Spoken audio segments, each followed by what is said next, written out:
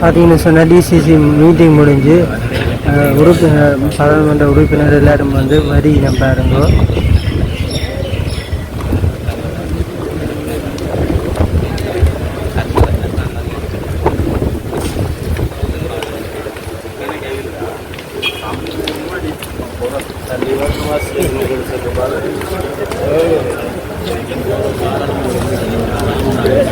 பார்த்தீங்கன்னா இதில் வந்து அர்ச்சனா வர எல்லாருங்கோ.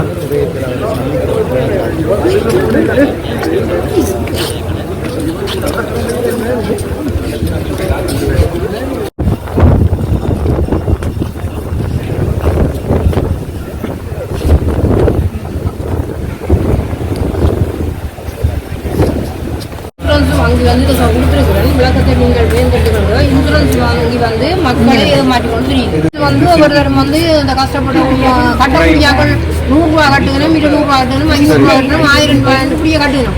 கட்டி மாத கட்ட 4 கட்டும் மாத கட்ட கட்டி முடிய 3 வருஷம் கொண்டு போட்டு தான் எங்களுக்கு இந்த புத்தகம் வந்து எடுக்கக்குள்ள 3 வருஷம் வந்து போட்டு. ஆனால் ஃபோமில் என்ன ஃபோமை கொண்டு வந்தது இங்கிலீஷ் போகும். அந்த இங்கிலீஷ் போகில் எங்கட அதாவது விராசத்தை எங்கிட்ட எழுதி காசையும் கையில் வேண்டி கொண்டு போகணுமே தவிர 3 வருஷம் கொண்டு சொல்லி அதுல இருக்கு 5 வருஷம் கொண்டு சொல்லி போக பதிஞ்சு அனுப்பினோடியா. நாங்கள் 3 வருஷம் காசு கட்டி போடுவோம். 37 மாதம் காசு கட்டி இருக்கு.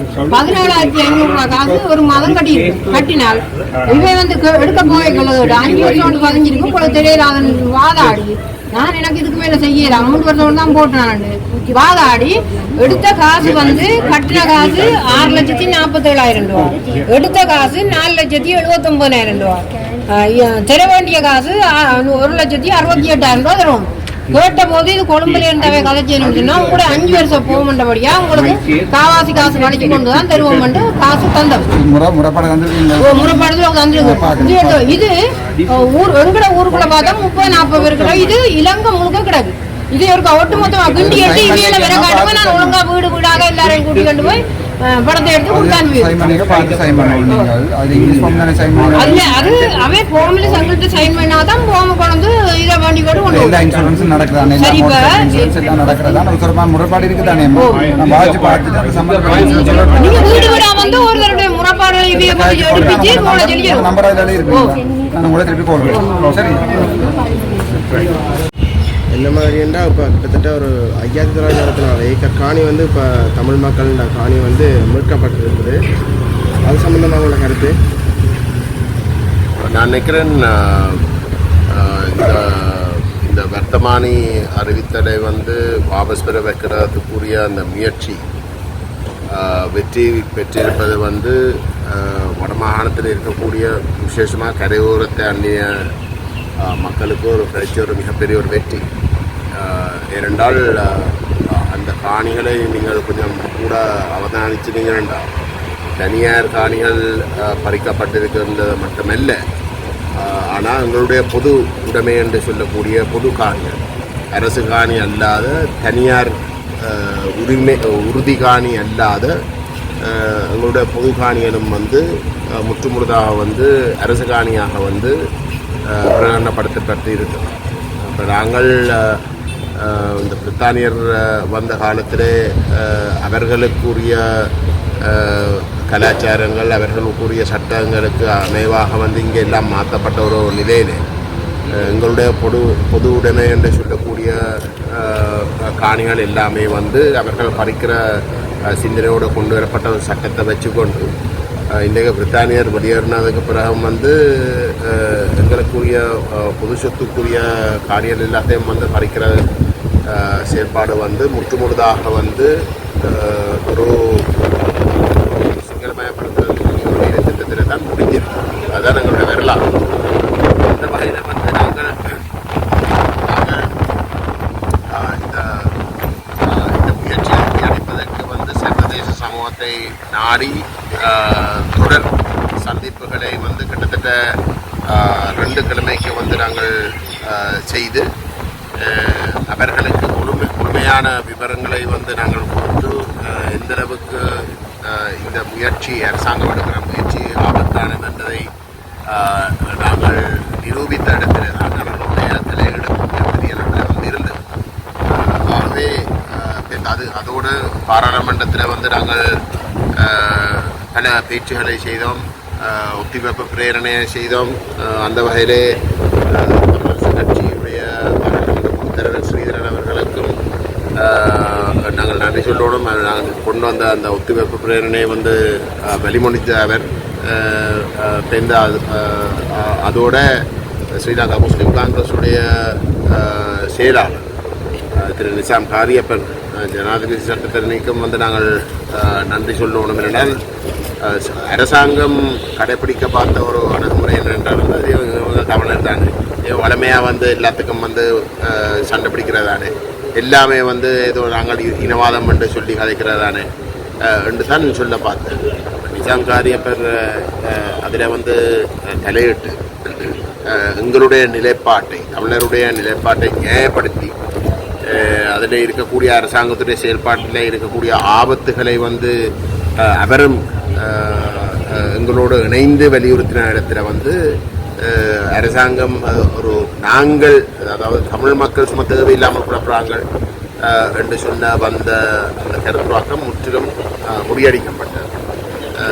ஆகவே இது என்னை பொறுத்தவரை வந்து ஒரு மிக திறமான ஒரு முயற்சி தமிழ் தரப்பிலே, தமிழ் பேசும் மக்கள் தரப்பில் இருந்து ஒரு மிகச்சிறந்த ஒரு முன்னுதாரணம்.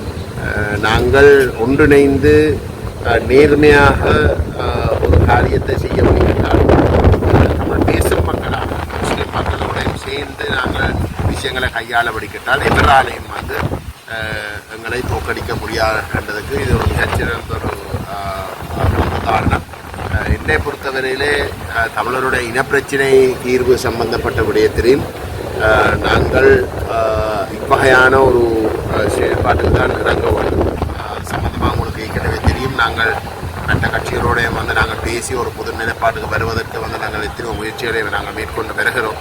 இப்பொழுதும் நாங்கள் அதைத்தான் வெளியிட்டு கொண்டு வருகிறோம். இந்த உள்ளூராட்சி சபை தேர்தல் முடிவடைந்த பிற்பாடு எந்த ஒரு கட்சிக்கும் வந்து அறுதி பெரும்பான்மை எந்த ஒரு சபையிலேயும் இல்லாமல் இருக்கு.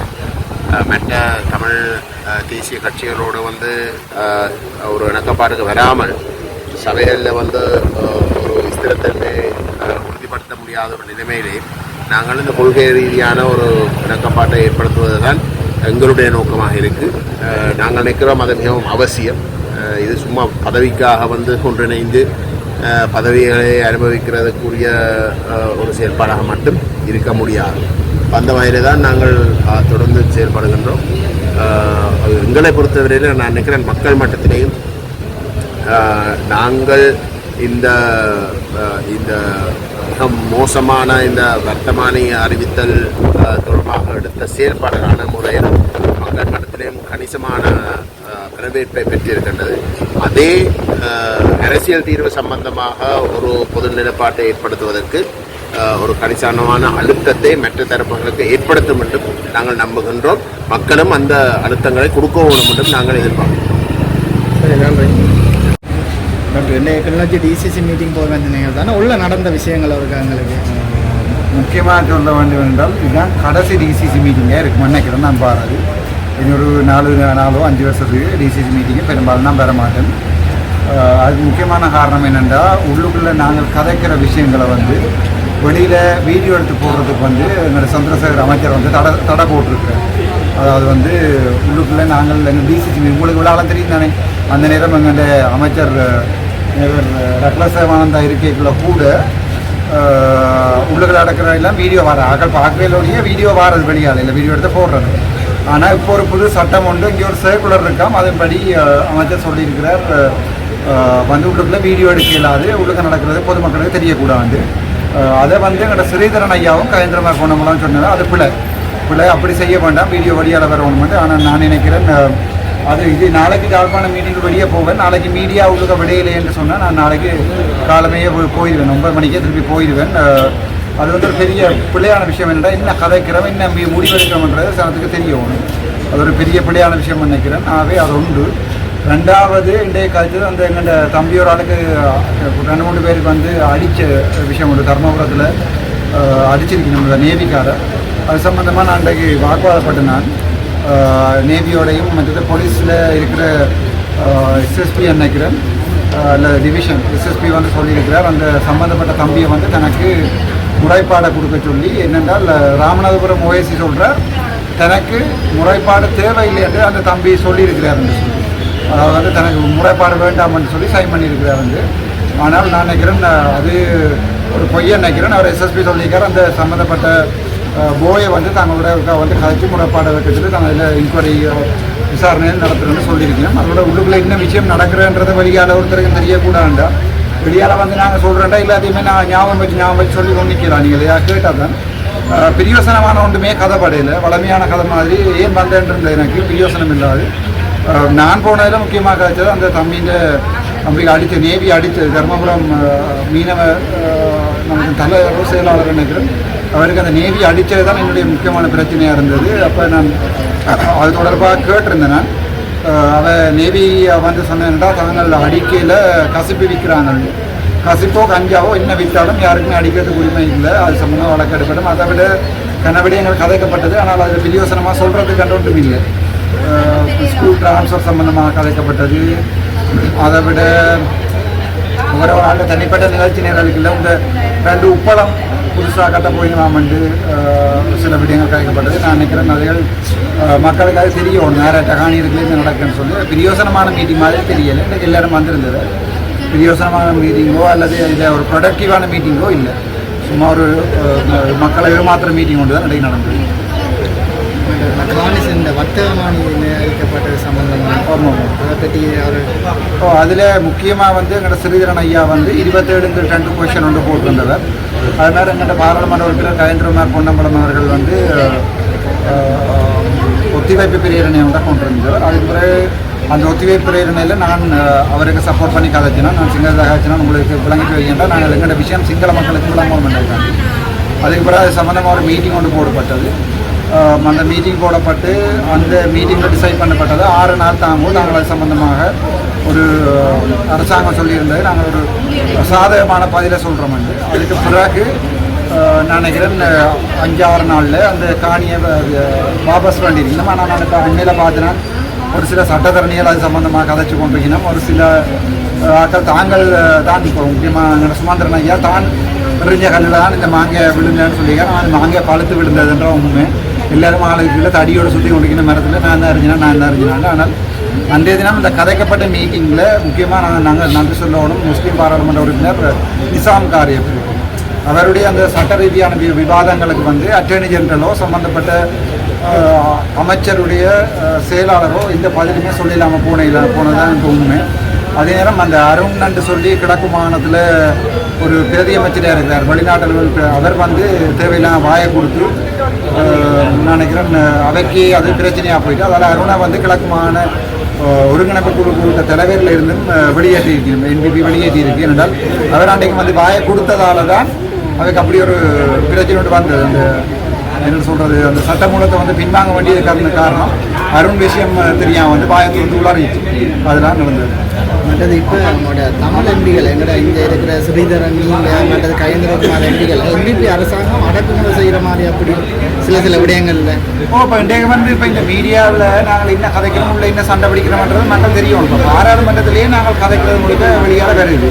அப்போ டிசிசி மீட்டிங்கில் மூடுவானண்டா நாங்கள் ஏதோ பிளவிடுற மட்டும் தான் அர்த்தம், ஏதோ சரிவரையில் தான் அர்த்தம், ஏதோ கிளிதண்ட அர்த்தம், அதை இன்னொரு ஒரு பேக்கால் மூடுற மட்டும் தான் அர்த்தம். நான் திட்டத்திலேயே சொல்லிக்கிறேன், நான் நாளைக்கு யாழ்ப்பாண மீட்டிங் வருவேன். அங்கே நீங்கள் கதைக்கிற விடயங்கள் வந்து வெளியான பொதுமக்களே தெரியப்படுத்தாலும் நீங்கள் நடத்த நான் போகிறேன்னு சொல்லிங்க. நான் அது பிறகு வரப்போகிறதில்லை. அதிலே முதுகெலும் இல்லாமல் அதுக்கு பிறகு யாராவது பாராளுமன்ற உறுப்பினர் போகணும் அது அவைய பொறுத்தது. ஆனால் மக்களுக்கு ஒரு விஷயம் தெரியாமல் நான் இந்த விஷயத்தை வந்து நடத்துறது நான் விரும்புகிறேன். அதை நான் போக மாட்டேன். நீங்கள் அது பிரயோசனம் இல்லையா, என்ன கதைக்கிறோம் என்ன செய்கிறோம்ன்றது மக்களுடைய விமர்சனத்துக்கு போகாமல் வெளியால் வந்து இப்போ காட்சி எல்லாத்தையும் கிட்டத்தட்ட 9 மணி இப்போ 2 மணி கிட்டத்தட்ட 5 மணித்தாலும் கதைச்சதை 10 நிமிஷம் வீடியோவில் சொல்லலை இன்னதை கதைச்சு நாங்கள் வந்து ஆகவே அது நான் நினைக்கல அது ஒரு பொருத்தமானதாக இருக்குமான்னு நினைக்கிறேன். இப்படி ஒரு பெரிய ஒரு அடக்குமுறை பிரியோசனமாக நாங்கள் கழிச்சு பிரியோசனம் இல்லைன்னு நினைக்கிறோம். மற்றது உங்களோட முகப்புத்தகத்தில் ஒரு பதிவொன்று பார்த்துருந்தோம்னா நீ வார பாராளுமன்ற அமர்வில் அர்ச்சனா அவர்கள் என்ற சில விடயங்கள் தெரிக்க விட போகிற மாதிரி ஒரு அந்த இது வந்து இப்போ அந்த நேவி அடித்தது இருக்குது தானே அதை வந்து ஆக்ஷன் எடுக்கல. ஸோ அது தொடர்பாக 27 2 செக்ஷனில் கேள்வி ஒன்று அனுப்பியிருக்கிறோம், அது போடுறோன்னு சொல்லியிருக்கிறோம். ஸோ அவையே பாராளுமன்றத்தில் கேள்விக்கு உட்படுத்தி விசாரணைக்கு உட்படுத்துவோம். நேவி கமாண்டர், போலீஸ் எல்லாருக்குமே பாராளுமன்றத்தில் ஒரு பிரச்சனையோட கொண்டு வருவோம். அதை விட நான் நினைக்கிறேன் அதை மெயின் பண்ணி தான் நான் சொன்னேன். ஒரு தமிழ் படி சச்சாத்தி அடித்து வீடியோ வந்து வெளியால் இருக்குது, இவ்வளோ அடித்து பிரச்சனை பண்ணியிருக்கணும். அப்போ அதுக்கு பிறகு நாங்கள் பார்த்து கொடுக்குற ஒரு சரியில்லை. ஸோ அது முக்கியமாக அது சம்மந்தமாக தான் கலந்து பாராளுமன்றம். அடுத்து நாளைக்கு நடக்க போகிற யாழ்ப்பாண டிசிசி மீட்டிங்கில் ஏதாவது மக்களுக்கான நல்ல விடயங்களை முன்வைக்கிற கணக்கு விஷயம் இருக்குது, விதமான விடயங்கள் எழுதி கொண்டு வந்து நான் கலைக்கிறதுக்கு. ஆனால் இந்த நிகழ்ச்சி நிரல் வந்து திட்டமிட்டபடி பாராளுமன்ற உறுப்பினர் அமைச்சர் சந்திரசேகரும் மற்றது ஜிஏயும் பிளான் பண்ணபடி அவர்களுடைய நிகழ்ச்சி திட்டங்களை ப்ரெசென்ட் பண்ணுற ஒரு மீட்டிங்காக தான் இருக்குது. அதை மினக்கட்டு வந்து கேட்க வேண்டிய தேவையில்லை தானே. மக்களுடைய விடயங்களை போய் கதைக்கிறது தான் டிசிசி மீட்டிங் வைக்கிறது. டிஸ்ட்ரிக்ட் கோஆர்டினேட்டிவ் கமிட்டி மீட்டிங்கிறது வைக்கிறது வந்து மக்களுடைய விஷயங்களை அங்கே ரைஸ் பண்ணி அங்கே அதுக்குரிய தீர்வு காண்றது. நாங்கள் என்ன செஞ்சாங்க இனியும் செய்ய போகிறோம்ன்றதை ப்ரெசென்ட் பண்ணுறதுக்கு வந்து மினக்கட்டு குழம்புல இருந்து செலவழித்து வந்து இங்கே நின்று செய்ய வேண்டிய தேவையில்லைன்னு நினைக்கிறேன். அதை இந்த அரசாங்க நிகழ்ச்சியில் இருக்கிற அதை செய்யட்டும். நாங்களுக்கு வர போகிறதில்லை, செய்யணும். நாளைக்கு நான் யாழ்ப்பாணம் போவோம். நாளைக்கு உள்ளுக்கு என்ன நடக்கிற என்பது தொடர்பாக யாராவது வீடியோ எடுத்து போகிறதுக்கு தடை செய்தால் நான் என்னை பொறுத்த வரைக்கும் நான் அதை அதுக்கு பிறகு வர மீட்டிங்களுக்கு நான் போகாமல் இருப்பேன். அவ்வளோதான். சரியா?